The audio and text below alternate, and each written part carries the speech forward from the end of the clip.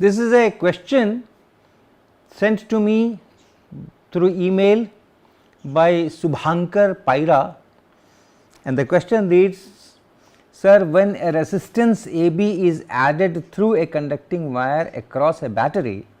So, let me draw also so that you understand.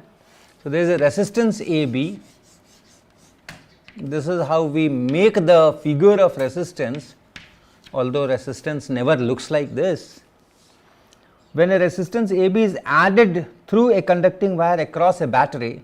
So, we have a battery, or let me write the symbol battery, and then there is a conducting wire. So, this is a conducting wire, and then it is added here like this.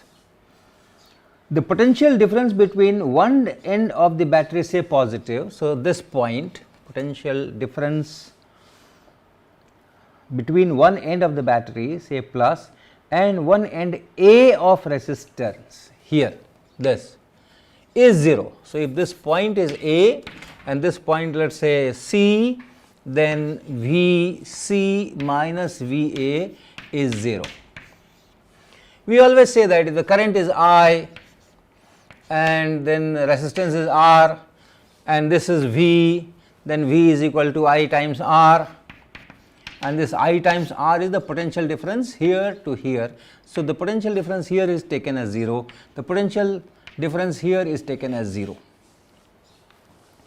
So, his question is, but in spite of 0 potential difference,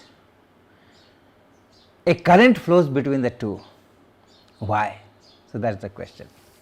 So, in Ohm's law we have studied this, that if you have a potential difference, then the current will be there, and that current will be given by this I equal to V by R. Now, if I look at this circuit, Shubhankar is very right that we take this V C minus V A as 0 and still say that the same current I goes here and the same current I goes here.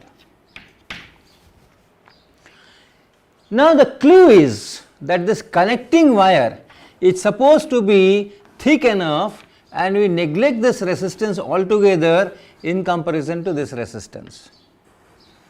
Okay. The conducting wires are supposed to be resistance less, all the resistance is here, and the resistance of this wire we say it is very small and we neglect it. So, if you do that from this equation itself, you can see that if this R is 0, if this resistance is 0, and then if I is, let us say 2 amperes, here 2 amperes, suppose it is a 6 volt battery and then this is 3 ohms resistor and the current is 2 ampere. So, this I is 2 ampere and the potential difference is 0, perfect, no problem. 2 ampere multiplied by 0 will give you 0. So, V equal to IR, Ohm's law is perfectly followed here.